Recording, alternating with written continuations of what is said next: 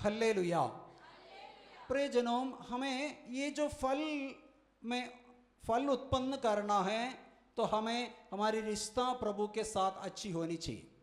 प्रभु ने वचन में अभी पढ़ के सुना, हम गीत गाया कि प्रभु दाखलता है और जो डालियां लता में जैसे जुड़ जाते हैं वे अधिक फल उत्पन्न करता है। तो हम कभी कभी लता से हट जाते हैं, इसलिए या लता में जुड़े रह नहीं पाते हैं, या इसलिए कभी कभी जितना अभिषेक प्रभु देना चाहते हैं कभी कभी हम अभिषेक से वंचित हो जाते हैं। इसलिए हम प्रज्ञा ग्रंथ अध्याय 1 पद संख्या 5 में 4 में पद संख्या 4, प्रज्ञा ग्रंथ 1:4 पढ़िए।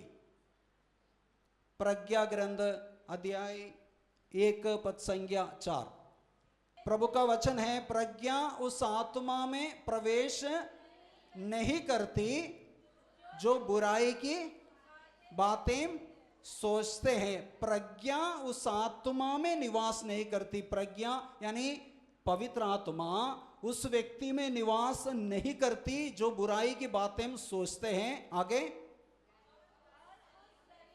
उस शरीर में निवास नहीं करती जो पाप के अधीन है। अगला वचन भी पढ़िए, अगला वचन भी पढ़िए, पद संख्या 5 भी पढ़िए।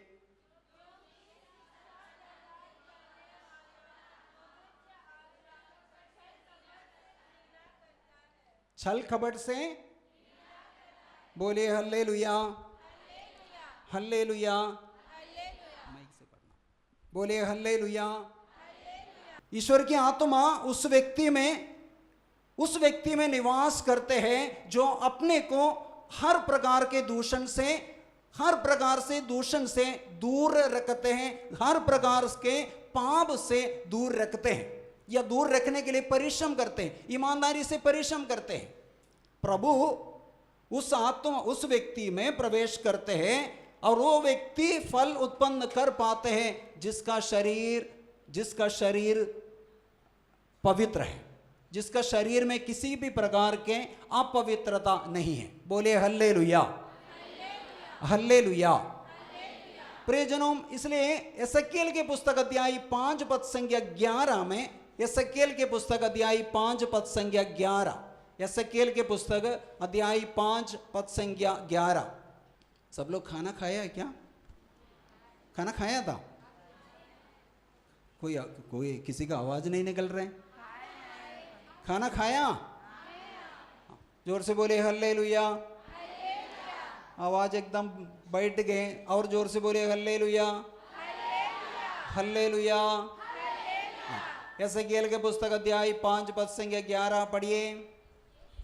इसलिए प्रभु ईश्वर कहता है, ध्यान से सुनिएगा, अपनी शपथ तुमने अपनी घृणित मूर्तियों और घृणित कार्यों द्वारा मेरे पवित्र स्थान को अपवित्र किया है, इसलिए मैं तुम्हारा विनाश करूंगा। प्रभु का वचन है कि जो अपने शरीर को घृणित कार्यों द्वारा अपने शरीर को या प्रभु निवास करने वाले उस मंदिर को अपवित्र करता है, प्रभु का वचन है, प्रभु उस व्यक्ति को छोड़ देता है।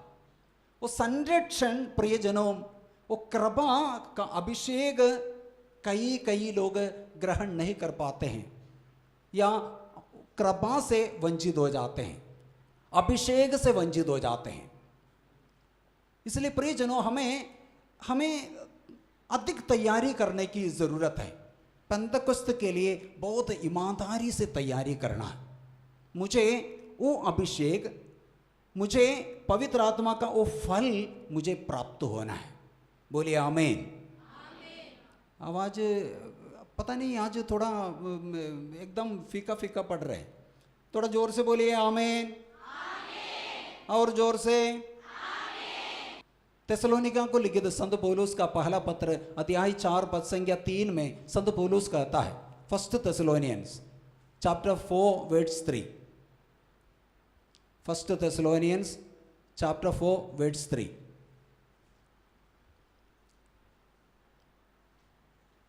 नहीं क्या हो गया, जल्दी जल्दी पढ़िए। ईश्वर की इच्छा यह है कि आप लोग पवित्र बने। प्रभु की इच्छा यही है कि हम पवित्र बने, यानी ईश्वर जैसा है वैसा हम भी बने, ईश्वर जैसा है वैसे हम भी बनना है, यही प्रभु चाहता है। इसलिए योहन अपना पहला पत्र अध्याय 3 पद संख्या 9 में, योहन अपना पहला पत्र अध्याय 3 पद संख्या 9, योहन का पहला पत्र अध्याय 3 पद संख्या 9 में संत योहन कहता है, जो ईश्वर की संतान है, जो ईश्वर की संतान है वह पाप नहीं करता। पाप नहीं करता। जो ईश्वर की संतान है, आप किसके संतान हैं? कौन कौन ईश्वर के नहीं है? बोले हल्लेलुया। सबको ही ईश्वर के है ना। प्रभु का वचन क्या कहता है? जो ईश्वर के संतान है वो पाप नहीं करता। कारण क्या है? आगे बढ़िए। क्योंकि ईश्वर का जीवन तत्व, क्योंकि ईश्वर का जीवन तत्व उसमें क्रियाशील है। उसमें क्रियाशील है। दाएं हाथ ऊपर उठाइए, दाएं हाथ ऊपर उठाइए। इस बेटी इस वचन को पढ़ के देंगे, ऊंची आवाज में दोहराएंगे, ऊंची आवाज में दोहराएंगे। अच्छे से सभी लोग दाएं हाथ ऊपर उठाइए। किसी किसी का हाथ नहीं दिख रहे, हाथों को हिलाइए। जो ईश्वर की संतान है वह पाप नहीं करता, क्योंकि ईश्वर का जीवन तत्व उसमें क्रियाशील है। हालेलुया।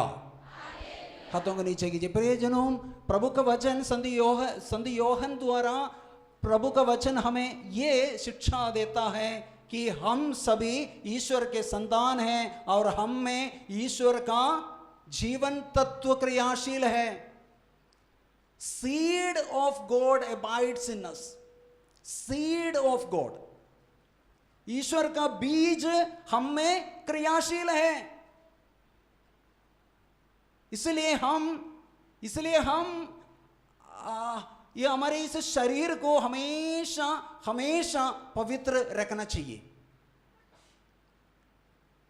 हमें आत्मिक फल में बढ़ते जाना है, पवित्र आत्मा का अभिषेक में बढ़ते जाना है। तो इसलिए प्रियजनों, हमें हमारे इस शरीर को हमेशा पवित्र रखना चाहिए। एसेकिएल के पुस्तक में अध्याय 8, 9, 10, 11 ये 4 अध्याय जब आपको समय मिलेगा उसको पढ़ना। वहां प्रभु इस प्रकार कहना चाहते हैं नबी द्वारा कि मैं तुम्हें छोड़कर चला जाऊंगा क्योंकि तुमने तुम्हारे शरीर को अपवित्र किया है। मैं अपने सानिध्य को तुमसे वापस लूंगा। प्रभु कहते हैं मैं तुम्हारे ऊपर से, तुम्हारे शरीर से अपना सानिध्य, अपनी महिमा, मैं तुम्हें महिमा छोड़कर जाऊंगा। यानी प्रभु निवास करने वाले इस मंदिर से प्रभु की महिमा चले जाते हैं, क्योंकि कई प्रकार के देव मूर्तियों की पूजा, तरह तरह के घृणित कार्यों द्वारा इस प्रभु के इस मंदिर को अपवित्र किया है। इसलिए प्रियजनों, प्रभु चाहते हैं इस मंदिर को, हमारे शरीर रूपी मंदिर को पवित्र बनाए रखने के लिए परिश्रम करना, क्योंकि ईश्वर की आत्मा उस व्यक्ति में, सिर्फ उस व्यक्ति में निवास करना चाहती है जो पाप के अधीन नहीं है, जो बुराई की बातें नहीं सोचती, छल कपट की बातें नहीं सोचती। बोले हल्लेलुया। इसलिए प्रज्ञा ग्रंथ अध्याय 5 पद संख्या 19 में, प्रज्ञा ग्रंथ अध्याय 5 पद संख्या 19, प्रज्ञा ग्रंथ 5 के 19 में, वह अजय पवित्रता की ढाल, वह अजय पवित्रता की ढाल। यानी पवित्रता को प्रभु एक अजेय पवित्रता की ढाल जैसा, यानी प्रभु जो व्यक्ति अपने को शुद्ध पवित्र बनाए रखने के लिए परिश्रम करता है, प्रभु का संरक्षण उस व्यक्ति को हमेशा मिलता रहता है। इसलिए विधि विवरण ग्रंथ अध्याय 23 पद संख्या 15 में, विधि विवरण ग्रंथ अध्याय 23 पद संख्या 15, विधि विवरण ग्रंथ अध्याय 23 पद संख्या 15 में प्रभु का वचन मूसा द्वारा इस्राएलियों को इस प्रकार की शिक्षा मिलता है। विधि विवरण ग्रंथ अध्याय 23 पद संख्या 15, क्योंकि प्रभु तुम्हारा ईश्वर तुम्हारी रक्षा करने। दो बातें यहाँ ध्यान देना, दो बातें यहाँ प्रभु का वचन है कि तुम्हारा ईश्वर तुम्हारी रक्षा करने, आगे पढ़िए, और तुम्हारे शत्रुओं को तुम्हारे हाथ देने के लिए तुम्हारे शिविर में विचरता है। प्रभु का वचन हृदय में बैठा देना प्रियजनों। प्रभु का वचन कहता है प्रभु तुम्हारे शत्रुओं को तुम्हें सौंप देना चाहते हैं।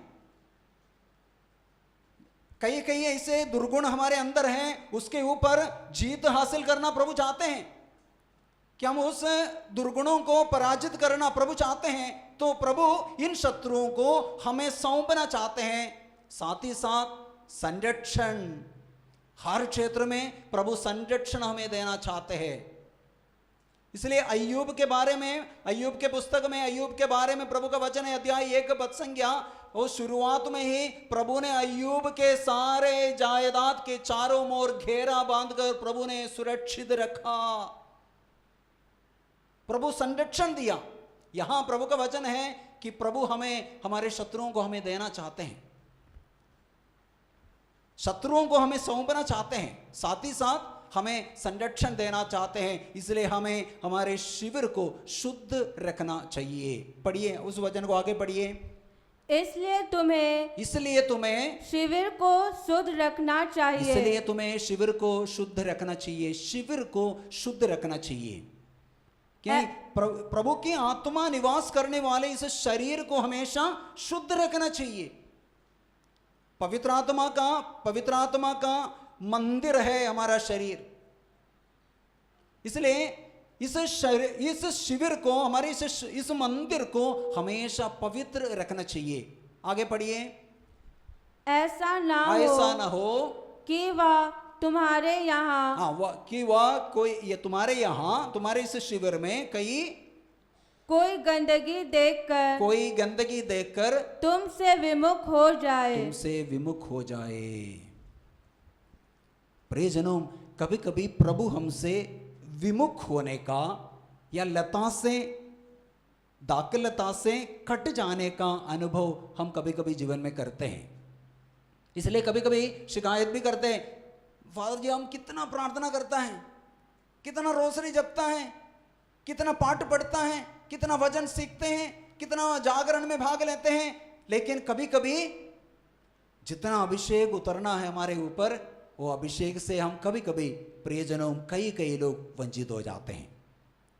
इसलिए हमें शिविर को शुद्ध रखने के लिए परिश्रम करना। बोलिए आमीन। शिविर को हमेशा, हमारे शरीर रूपी इस मंदिर को हमेशा पवित्र रखना। यूकैट 120 में इस प्रकार बताते हैं कि हमारा शरीर, सेंट अगस्टिन बताते हैं, सेंट अगस्टिन के भी कुछ शब्दों को कोट करके बताते हैं कि आपका शरीर, मेरा शरीर पवित्र आत्मा का लिविंग रूम है। लिविंग रूम यानी ईश्वर की आत्मा का कमरा है। मेरा शरीर पवित्र आत्मा निवास करने वाला कमरा है। यूकैट के 120 का एक पवित्र आत्मा के बारे में शिक्षा यह है, प्रत्येक शरीर पवित्र आत्मा निवास करने वाला घर है, कमरा है, लिविंग रूम है, ईश्वर निवास करने वाला लिविंग रूम। इसे पवित्र रखना। बोलिए हल्लेलुया, जोर से बोलिए हल्लेलुया। Hallelujah, hallelujah. इसलिए प्रियजनों, हमें इस मंदिर को, हमारे शरीर को हमेशा हमेशा पवित्र रखना। पवित्रता के प्रति हमारे अंदर एक बहुत बड़ा आग्रह होनी चाहिए। मेरा ईश्वर जैसा है वैसे मुझे भी पवित्र बनना है। मेरा ईश्वर जैसा है, क्योंकि प्रभु ने हमें वैसे ही बनाया। उत्पत्ति 2:7 में हम वचन में पढ़ते हैं, उत्पत्ति ग्रंथ 2:7, उत्पत्ति ग्रंथ अध्याय 2 पद संख्या 7 में, उत्पत्ति ग्रंथ अध्याय 2 पद संख्या 7, उत्पत्ति ग्रंथ अध्याय 2 पद संख्या 7। प्रभु ने धरती की मिट्टी से मनुष्य को गढ़ा और उसके नथुनों में प्राण वायु फूंक दी। उनके नथनों में, हमारे शरीर में प्रभु मट्टी से तो हमें बनाया और हमारे नथनों में प्रभु प्राण वायु फूंका।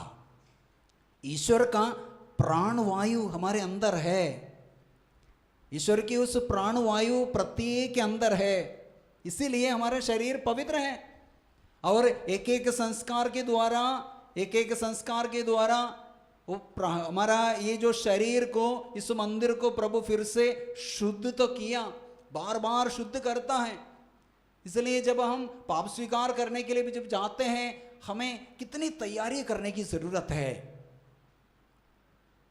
प्रियजनों, मैं बीते कुछ करीब करीब 2 महीना यूके में थे। वहाँ जब गया, मुझे कुछ बात मुझे बहुत बहुत अच्छा लगा।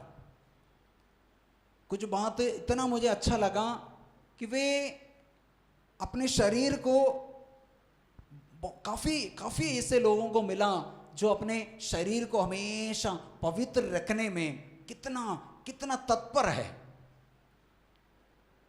शरीर को, प्रभु निवास करने वाले इस मंदिर को पवित्र बनाए रखने के लिए कितना मेहनत करता है।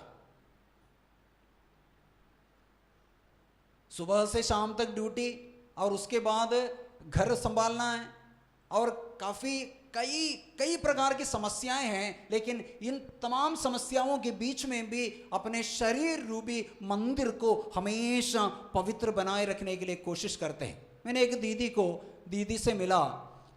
वो कितना भी मिस्सा बलिदान है, सभी मिस्सा बलिदानों में भाग लेते हैं। जब जब मिस्सा बलिदान में भाग लेने का मौका मिलता है, वो दीदी मिस्सा बलिदान में भाग लेती है, और सोच विचार द्वारा या बातचीत के द्वारा कोई भी गलती हो जाते हैं, तुरंत पाप स्वीकार करने के लिए दौड़ती है। मैंने एक छोटी बेटी को, 10वीं में पढ़ने वाली की बेटी को देखा, जिन्होंने 3 दिन के, उनके पल्ली में 3 दिन का साधना था। 3 दिन के साधना में तीनों दिन उन्होंने पाप स्वीकार किया।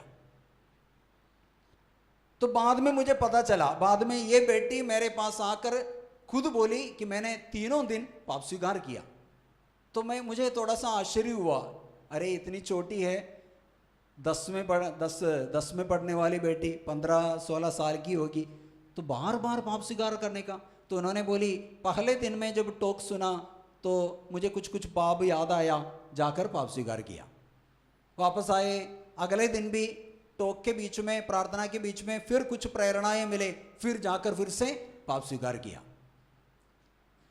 तीसरे दिन भी इसी प्रकार, फिर जब प्रवचन सुना, बार बार फिर कुछ बातें बार बार फिर मन में आए, फिर मैं जाकर फिर से पाप स्वीकार किया। प्रियजनों, हम कभी कभी ईश्वर की आत्मा निवास करने वाले हमारे इस मंदिर में, ईश्वर की आत्मा द्वारा जो प्रेरणाएं हमें देते हैं, उसे कभी कभी हम टुकरा देता है। कोई भी उदाहरण लीजिए, मान लीजिए जिस दिन आप आपके घर में जीवन साथी के साथ या पड़ोसियों के साथ, जीवन साथी को छोड़िए, हमेशा के लिए नहीं, अभी हाँ उदाहरण के लिए, पड़ोसी से मैं तू हो गया, झगड़ा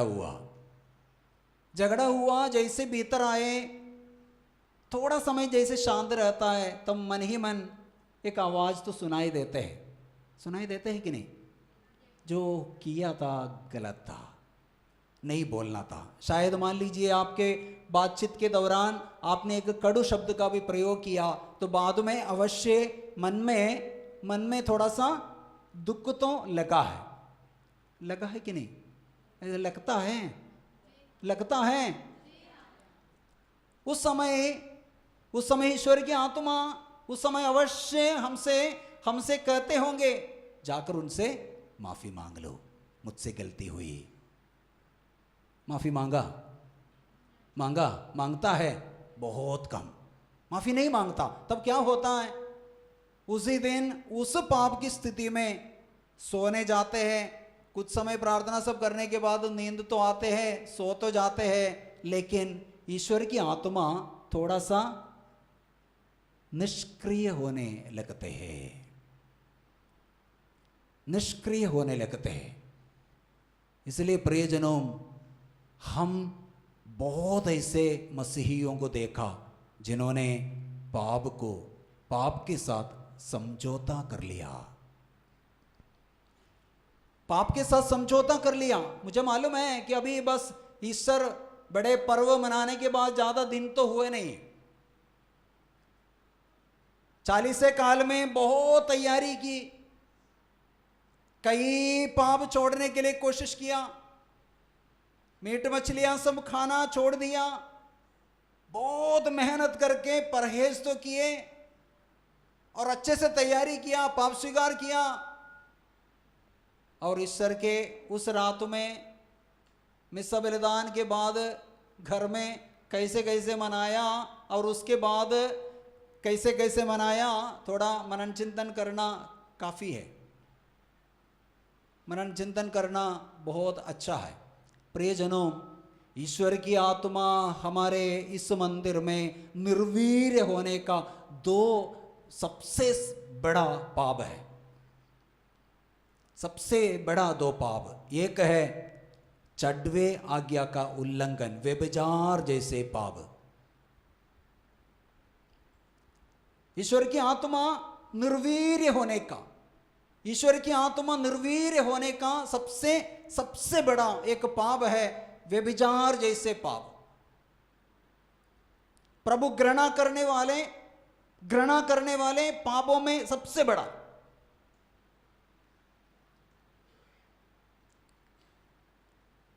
ईश्वर की आत्मा छोड़ देने का हम वचन में पढ़ते हैं।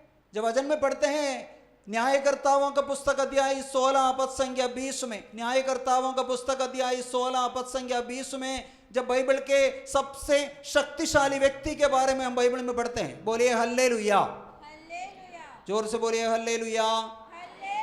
सभी लोग दाएं हाथ ऊपर उठाइए, हिलाइए, अगल बगल में देखिए, एक दूसरे का हाथ पकड़िए, दोनों हाथों को ऊपर उठाइए, अच्छे से उठाइए, थोड़ा सा हल्का से हिलाइए, बोलिए हल्लेलुया, और जोर से बोलिए हल्लेलुया, और जोर से बोलिए हल्लेलुया। हाथों को ऊपर उठाकर जोर से तालियां बजाइए, हाथों को नीचे कीजिए। हाँ, पढ़िए उस वचन को पढ़िए। फिर स्त्री ने कहा, सैमसोन, फिलिस्ती तुम पर टूटने ही वाले हैं। नींद से जागकर उसने सोचा कि मैं पहले की तरह झटक कर बच जाऊंगा, क्योंकि उसे मालूम नहीं था। ये वचन मन में अच्छे से रखना, क्योंकि उसे मालूम नहीं था कि प्रभु ने उसे त्याग दिया है। प्रियजनों, जब उन्होंने दलीला से पाप किया, दलीला के साथ जब पाप किया, जो प्रभु ने उन्हें मना किया था, साथ ही साथ उन्होंने प्रभु से वचन दिया था, वो जो पाप उनके शरीर में जो हुआ, प्रभु की आत्मा उनमें निष्क्रिय हो गए, कमजोर हो गए। जानबूझ के ईश्वर की आत्मा को उन्होंने कमजोर बनाया, वो ताकत खो गए। और वचन में लिखा है कि उन्हें मालूम नहीं था कि प्रभु ने उन्हें त्याग दिया है। प्रियजनों, प्रभु इसी प्रकार प्रभु को हम हमारे हमारे इस मंदिर से प्रभु को हम दूर कर देता है। इसलिए संत पौलुस बार बार हमें चेतावनी देते हुए बार बार कहता है, कुरिन्थियों के नाम संत पौलुस का पहला पत्र अध्याय 3 पद संख्या 17 और 18 में, कुरिन्थियों के नाम संत पौलुस का पहला पत्र अध्याय 3 पद संख्या 17-18, यदि कोई ईश्वर का मंदिर नष्ट करेगा तो ईश्वर उसे नष्ट करेगा, क्योंकि ईश्वर का मंदिर पवित्र है, ईश्वर का मंदिर पवित्र है और वह मंदिर आप लोग हैं। साफ संत पौलुस साफ शब्दों में हमें शिक्षा देता है कि आपका शरीर प्रभु का मंदिर है, ईश्वर की आत्मा निवास करने वाले मंदिर है।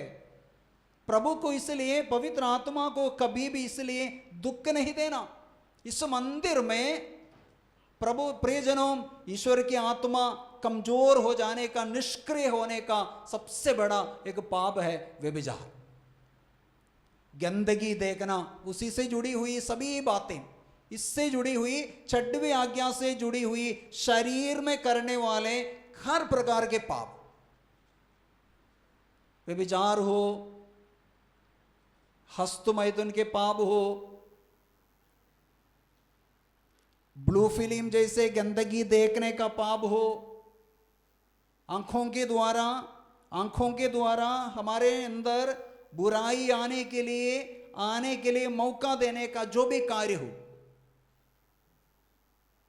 प्रियजनों, प्रभु साफ हमारे शरीर के इस अंग के बारे में, प्रभु के अंग के इस अंग के बारे में प्रभु का वचन है कि अंग शरीर का दीपक है, आंख शरीर का दीपक है। आंख अच्छा है तो पूरा शरीर अच्छा है, बल्कि ये जो अंग गंदे हो जाते हैं, बुरे हो जाते हैं, पूरा शरीर गंदा हो जाता है। पूरा शरीर, एक अंग गलत होने से पूरा शरीर गंदे हो जाते हैं, अपवित्र हो जाते हैं। एक अंग दूषित होने से पूरा शरीर कैसे दूषित होता? यही प्रभु का वचन है। इसलिए प्रियजनों, ये जो गंदगी देखने के द्वारा हमारे, ये तो साइंटिफिकली प्रूव्ड कार्य भी है, जब हम किसी भी प्रकार के कुछ गंदगी देखता है तो उसके द्वारा हमारे याद करने की क्षमता भी धीरे धीरे कम हो जाते हैं। इसलिए प्रभु का वचन भी साफ हमें सिखाते हैं कि उसके द्वारा हमारे अंदर आसक्ति बस बढ़ जाता है, आसक्ति आ ही जाते हैं। इसलिए प्रवक्ता ग्रंथ अध्याय 23 पद संख्या 16 में, प्रवक्ता ग्रंथ अध्याय 23 पद संख्या 16, प्रवक्ता ग्रंथ अध्याय 23 पद संख्या 16, भक्त जन ऐसी भाषा का प्रयोग नहीं करते और इस प्रकार पापों से दूषित नहीं होते। हाँ, आगे बढ़िए। अपने मुंह को अश्लील बातों का आदि ना बनने दो, हाँ, क्योंकि इस प्रकार तुम शब्दों द्वारा पाप करते हो। हाँ, आगे। जब तुम बड़े लोगों के बीच बैठे हो तो अपने माता पिता को याद रखो, कहीं ऐसा ना हो कि तुम उनके सामने मूर्ख बनो। तब तुम चाहोगे कि तुम्हारा जन्म नहीं हुआ होता और अपने जन्म के दिन को, पद संख्या 20 पढ़िए, पद संख्या 20, जो अश्लील बातचीत का आदि बन गया है वह जीवन भर सभ्य नहीं बनेगा। पद संख्या 22 पढ़िए, पद संख्या 22, प्रबल वासना प्रज्वलित आग जैसी है, वह भस्म हो जाने से पहले नहीं बुझती। भस्म कर देता है प्रियजनों। यानी गंदगी आंखों के द्वारा गंदगी भीतर आने के लिए अवसर होता है, या उसी प्रकार का हम किसी भी प्रकार के ऐसे पाप में जब गिर जाता है पूरे शरीर को गंदा कर देता है, हमारा सर्वनाश कर देता है। दो न्यायकर्ताओं के घटना हम दानियल के पुस्तक अध्याय 13 में पढ़ते हैं। वहाँ दोनों न्यायकर्ताओं का पतन का कारण भी यही हुआ। दोनों न्यायकर्ता अपने आंखों से पाप किया, इसलिए उनके जीवन में पतन का कारण हुआ। दोनों का विनाश होने का, मृत्यु का कारण हुआ, क्योंकि उन्होंने आंखों से हमेशा उसके अंदर में, जब भी सूसन्ना को देखते थे उनके अंदर वासना, प्रबल वासना चढ़ जाते थे। इसलिए प्रवक्ता ग्रंथ अध्याय 6 पद संख्या 4 में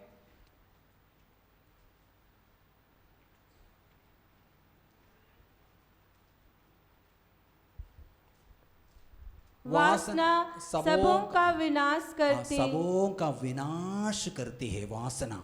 यानी प्रियजनों, आंखों से एक व्यक्ति के अंदर में ये बस आंखों से गंदगी देखता है, वासना ही आ जाता है। इसलिए आंख जैसे अपवित्र होते हैं, पूरा शरीर भी अपवित्र हो जाते हैं। दाऊद का पतन का भी कारण यही है। दाऊद भी गिर जाने का, ईश्वर की आत्मा प्रभु उन्हें कुछ समय के लिए भी भले ही क्यों न हो, प्रभु ने छोड़ देने का, वो संरक्षण नष्ट होने का सब कारण उन्होंने आंखों से पाप किया। इसलिए प्रियजनों, हमें ये पाप से दूर बचते रहना है, हमें बचते रहना, निरंतर परिश्रम करना है। ईश्वर की आत्मा कभी नहीं चाहती। बोलिए हल्लेलुया, हल्लेलुया, यीशु की जय हो, यीशु की आराधना हो, हालेलुया, हालेलुया।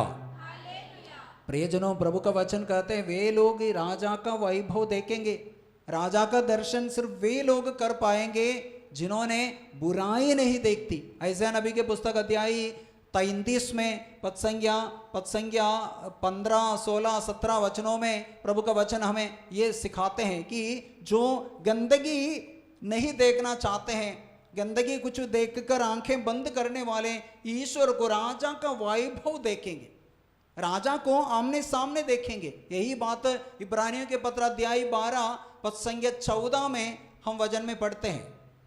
इब्रानियों के पत्र अध्याय 12 पद संख्या 14, इब्रानियों के पत्र 12-14 में प्रभु सिखाते हैं। इब्रानियों के पत्र अध्याय 12 पद संख्या 14, सबों के साथ शांति बनाए रखे और पवित्रता की साधना करे, इसके बिना कोई ईश्वर के दर्शन नहीं कर पाएगा। बोलिए हल्लेलुया, यीशु की जय हो, यीशु की आराधना हो, हालेलुया, हालेलुया, हालेलुया।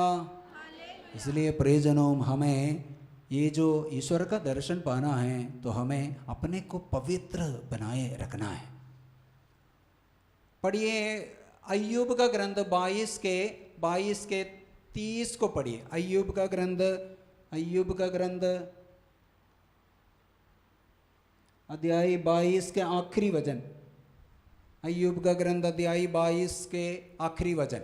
वह निर्दोष का उद्धार करता है, तुमको अपनी पवित्रता के कारण मुक्ति मिलेगी। तुमको पवित्रता के कारण मुक्ति मिलेगी।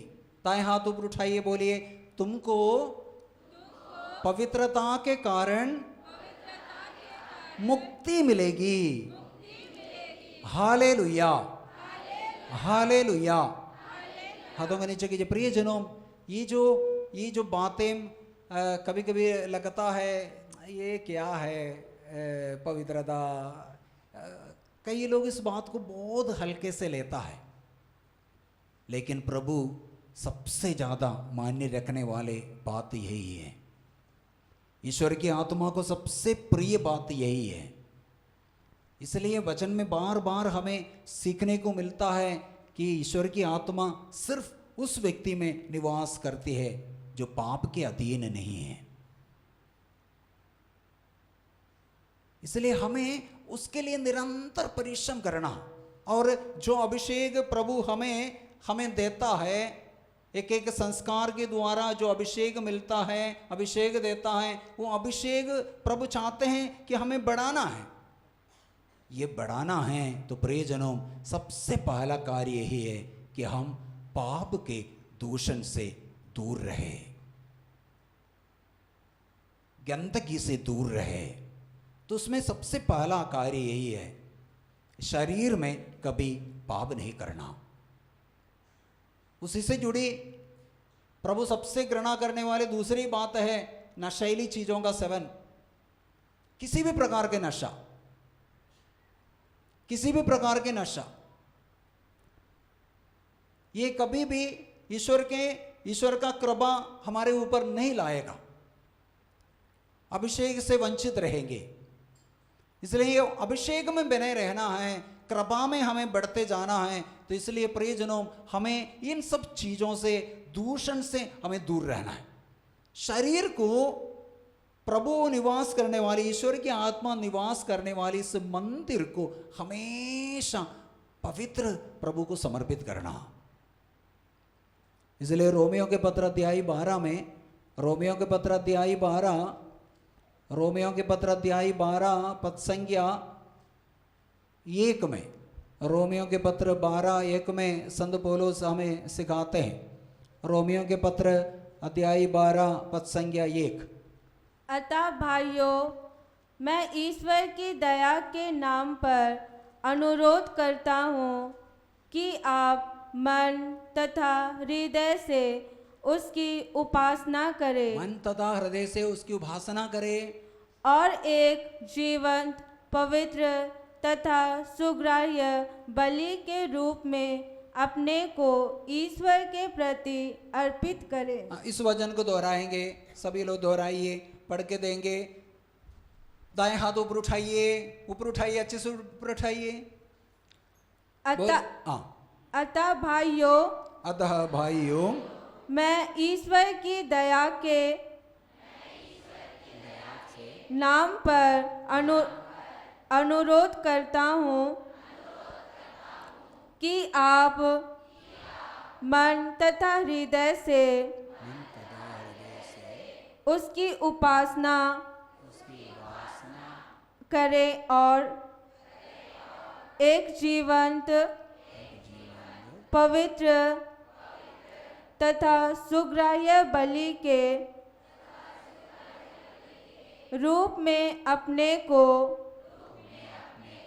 ईश्वर के प्रति अर्पित करें। हाथों के नीचे कीजिए, बोलिए हल्लेलुया। इधर देखिए, इधर देखिए, आप सभी मेरे साथ है, जो मेरे साथ नहीं है बोलिए हल्लेलुया। सीधे बैठिए, सीधे बैठिए। प्रियजनों, शरीर को सुग्राह्य बलि के रूप में, प्रभु को सबसे प्यारे भेंट के रूप में प्रभु को चढ़ाना है। इससे श्रेष्ठ कोई चढ़ावा नहीं है। प्रभु सबसे प्रिय, प्रभु को सबसे प्रिय चढ़ावा यही है, सबसे श्रेष्ठ चढ़ावा। सबसे श्रेष्ठ चढ़ावा हमारे शरीर को पवित्रता के साथ प्रभु को समर्पित करना। इसलिए संत पौलुस बार बार कहते हैं कि हमारे शरीर को जीवंत सुग्राह्य बलि के रूप में प्रभु को चढ़ाना है। ईश्वर की आत्मा निवास करने वाले इस मंदिर को उसी प्रकार प्रभु को चढ़ाना। इसलिए एफेसियों के पत्र अध्याय 4 पद संख्या 30 में संत पौलुस कहता है, ईश्वर के उस अंदर, हमारे अंदर निवास करने वाली उस आत्मा को कभी दुख नहीं देना। पढ़िए एफेसियों के पत्र अध्याय 4 पद संख्या 30। पवित्र आत्मा ने मुक्ति के दिन के लिए आप लोगों पर अपनी मोहर लगा दी है। आप उसे दुख नहीं दे। आप उसे दुख नहीं देना, आप उसे दुख नहीं देना। इसलिए प्रियजनों, जब हम एक पाप करते हैं, किसी भी प्रकार की गंदगी हमारे जीवन में, हमारे शिविर में, हमारे शरीर में आने देता है, तब पवित्र आत्मा दुखी हो जाते हैं, पवित्र आत्मा दुखी हो जाते हैं। इसलिए हम यिर्मयाह के पुस्तक अध्याय 13 के पद संख्या 17 में, तुम्हारे घमंड के कारण ईश्वर की आत्मा तुम्हारे अंदर आंसू बहाता है। जब जब हम पाप करते हैं, ईश्वर की आत्मा हमारे अंदर आंसू बहाते हैं, रोते हैं। जब जब प्रभु के संतान पाप करते हैं, प्रभु दुखी हो जाते हैं। इसलिए प्रियजनों, हमें इस शरीर को हमेशा हमेशा पवित्र रखने के लिए कोशिश करना। बोलिए हल्लेलुया, हल्लेलुया, हल्लेलुया, हल्लेलुया। पवित्र रखने का मतलब सिर्फ व्यभिचार से दूर रहना, नशेली चीज़ों से दूर रहना काफ़ी नहीं है। हर प्रकार के पाप से, गंदे गंदे बातचीत, लड़ाई झगड़ा, झूठ बोलना, या हर प्रकार के पाप से बचते रहने के लिए ईमानदारी से परिश्रम करना। तब प्रभु की कृपा, आत्मा का अभिषेक में हम बढ़ते जाएंगे। कृपा में हम बढ़ते जाएंगे, और देखते देखते हमारे आत्मिक बल बस बढ़ते जाएंगे। उसके लिए हमें परिश्रम करना, मेहनत करना। बोलिए हल्लेलुया, हल्लेलुया, हल्लेलुया। इसलिए प्रियजनों, पेंतकुस्त के पर्व से पहले हमें व्यक्तिगत रूप से, प्रत्येक को व्यक्तिगत रूप से तैयारी करना है। तैयारी करना पहला कार्य अभी आने वाले दिनों में, आज 2 तारीख को है, 24 तारीख तक 22 दिन है। व्यक्तिगत रूप से हर दिन परिश्रम करना कि जिन जिन पापों को हम करते आ रहे थे, अच्छे पाप स्वीकार करके इन सारे पापों को खत्म करने के लिए हम परिश्रम करना। पाप के अवसरों से दूर भागने के लिए ईमानदारी से परिश्रम करना। लड़ाई झगड़ा करने का मौका है, हट जाना। झूठ बोलने का मौका है, हट जाना। पाप के अवसरों से दूर भागना। शरीर को पवित्र बनाए रखने के लिए परिश्रम करना। एक व्यक्तिगत रूप से एक थोड़ा सा मेहनत तो करना है, मेहनत करना है। पवित्रता में आगे बढ़ना है तो प्रियजनों, हमें मेहनत करना, परिश्रम करना। बोलिए हल्लेलुया, हल्लेलुया, हल्लेलुया, हल्लेलुया। दूसरी बात है, इस आत्मा के लिए आग्रह करना। आत्मा के लिए अच्छा पाप स्वीकार करना, पापों को छोड़ के अच्छा पाप स्वीकार करना, अच्छा पाप स्वीकार करना। 23 तारीख से पहले या 24 के मिस्सा बलिदान से पहले प्रार्थना करके, तैयारी करके अच्छा पाप स्वीकार करना। बोलिए हल्लेलुया, हल्लेलुया। हमें कल करेंगे सोच के ऐसे कल के लिए आगे नहीं रखना। प्रवक्ता ग्रंथ अध्याय 5 के वचन के 7वें वचन है, कल के लिए इसे छोड़ना नहीं है। जब हमें प्रेरणा मिलता है, चाहे एक भी पाप हो, तुरंत पाप स्वीकार करने जाना है। बाद में वो शैतान यही चाहते हैं कि हम, यीशु भी कहा ना, जो पाप करता पाप का गुलाम है। तो हमें गुलाम बनाकर रखने के लिए उनको बहुत अच्छा लगता है। इसलिए किसी के साथ रिश्ता टूटा है, शैतान बोलेगा अभी समझौता नहीं करना, अभी उनसे मेल करना नहीं है। मेल करेंगे, ईश्वर से, भाई बहनों से मेल हो जाएंगे, तब प्रभु सारी कृपाएं हमें दे देता है। अय्यूब का ग्रंथ अध्याय 22 पद संख्या 21 में, ईश्वर से मेल करो और तुम्हें फिर सुख शांति मिलेगी। सुख शांति नदी की तरह प्रभु हमारे जीवन में बरसाएगा। बोलिए आमीन। तो हमें पहला कार्य पाप के अवसरों से दूर भागना। दूसरी बात, अच्छा पाप स्वीकार करना। इस पेंतकुस्त का अभिषेक के लिए व्यक्तिगत रूप से तैयारी करना। साथ ही साथ प्रार्थना करना, व्यक्तिगत रूप से हर दिन प्रार्थना करना प्रभु के साथ। जैसे हम आज के शुरुआत में जो वचन गाया था, दाखलता से जुड़े रहने के लिए हमेशा परिश्रम करना। जुड़े रहने का सबसे सरल, सबसे इजी तरीका यही है प्रार्थना।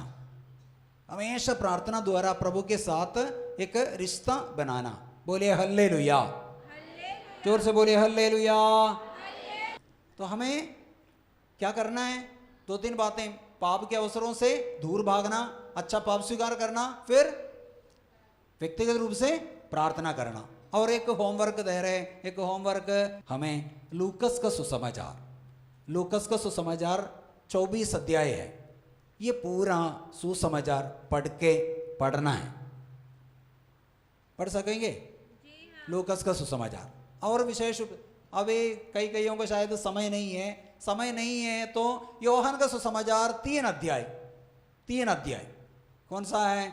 14, 15, 16 3 अध्याय पढ़ना है। होमवर्क है, वचन पढ़ना है। बोले हल्लेलुया, हल्लेलुया, हल्लेलुया।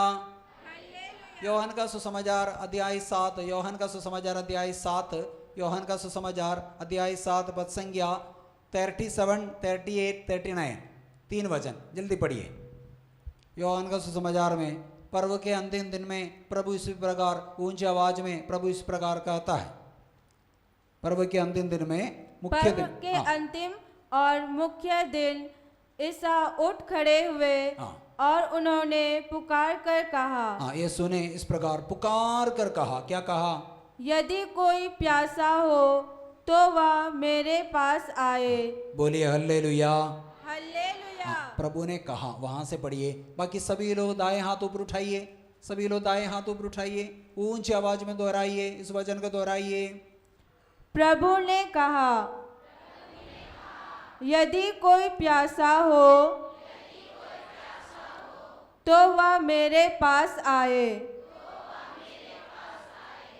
जो मुझ में विश्वास करता है वह अपनी प्यास बुझाए। बोलिए हल्लेलुया।